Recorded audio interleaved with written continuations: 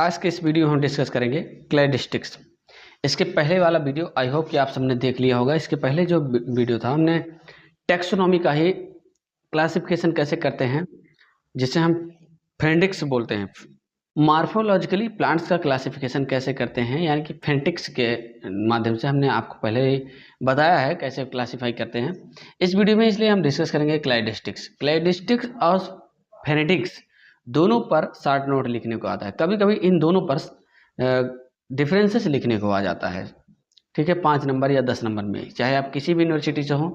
अगर टैक्सोनॉमी आपके सिलेबस में दिया गया है तो फेनेटिक्स और क्लैडिस्टिक्स दोनों से क्वेश्चन आ सकते हैं, ठीक है। जैसे फेनेटिक्स वाला वीडियो जो हमने बनाया था उसका लिंक हमने इस वीडियो में दे रखा है, उसको आप लोग जरूर देखिएगा, तभी आपका क्लैडिस्टिक्स क्लियर होगा। अगर आपका फेनेटिक्स नहीं क्लियर है तो क्लैडिस्टिक्स क्लियर नहीं होने वाला, ठीक है, तो उसे जरूर देखिएगा। चलिए बात करते हैं क्लैडिस्टिक्स क्या होता है। बिल हेनिंग नामक साइंटिस्ट ने 1966 में सबसे पहले क्लैडिस्टिक्स के बारे में बताया था। It is method of taxonomy. ये एक टैक्सोनॉमी का क्या है, मेथड है।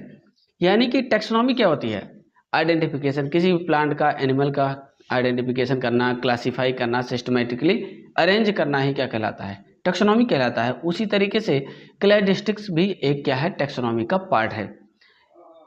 क्यों? क्योंकि यहाँ पर आइडेंटिफाई किया जाता है और साथ ही साथ क्लासीफाई किया जाता है इसी बेसिस पे। Clad is Greek word.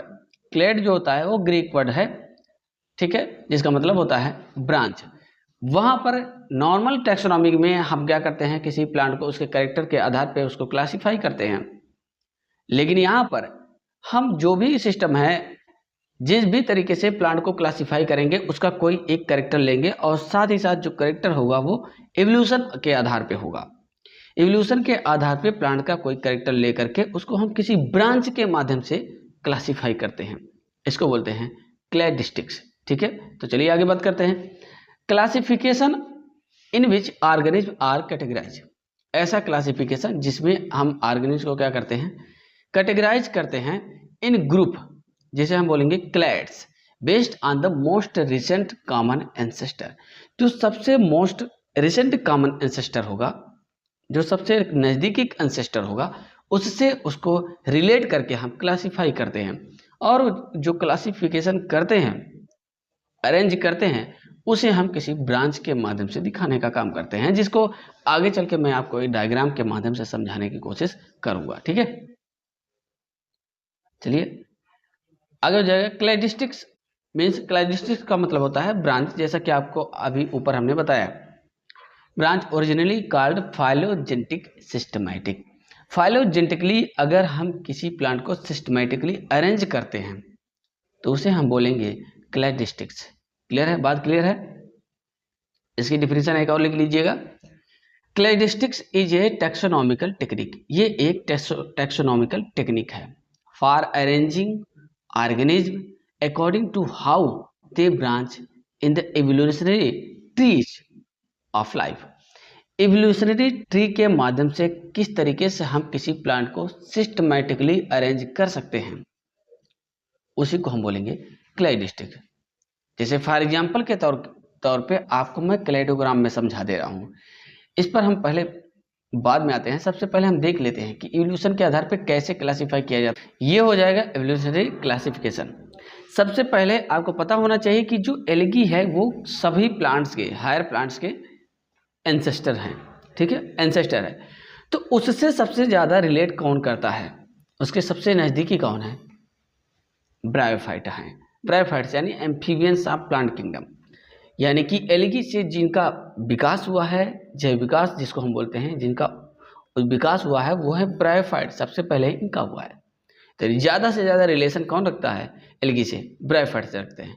ये हम किस बेस पे देख रहे हैं, एवोल्यूशन के आधार पे। पहले एवोल्यूशन किसका हुआ, एल्गी का, उसके बाद ब्रायोफाइटा का, फिर उसके बाद टेडोफाइटा का। उसी तरीके से क्रम के माध्यम से हम रखते जा रहे हैं। लेकिन इसको प्रेजेंट कैसे कर रहे हैं, एक ट्री के माध्यम से। एक ट्री ब्रांच जो बनी हुई है, नज़दीकी ये है, उसके बाद ये है, फिर उसके बाद जिम्नोस्पर्म है, जिम्नोस्पर्म के बाद एंजियोस्पर्म है। इस तरीके से एक दूसरे से रिलेट करते चले जा रहे हैं। एल्गी से सबसे ज़्यादा भिन्न कौन है, एंजियोस्पर्म। जो जितना भिन्न है उसको उतना ही दूर हम करते चले जा रहे हैं।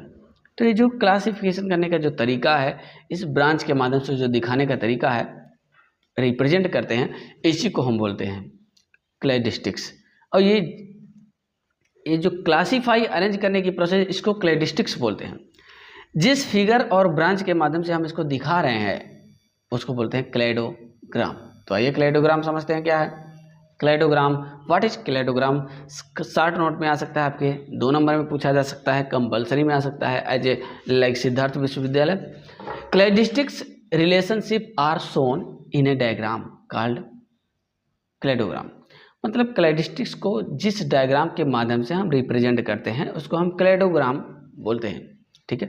इट इज एवोल्यूशनरी ट्री, ये एक प्रकार का एवोल्यूशनरी ट्री है। Showing point at which lineages derived from common ancestors for. मतलब एवोल्यूशनरी हम एक ट्री रिप्रेजेंट करते हैं जिसके माध्यम से लिनियरी दिखाई देता है और जो करेक्टर्स है वो किससे लिया हुआ होगा? कॉमन एंसेस्टर से लिया गया होगा। जैसे कॉमन एंसेस्टर इस डायग्राम में देखिए, सबका एवोल्यूशन किससे हुआ है? एल्गी से हुआ है। तो कॉमन एंसेस्टर क्या हो जाएगा? एल्गी हो जाएगा, ठीक है ना। एल्गी कॉमन एंसेस्टर हो जाएगा और उसके बाद सबका उससे एवोल्यूशन हुआ है, उसी बेसिस पे इसको रिप्रेजेंट किया जाता है।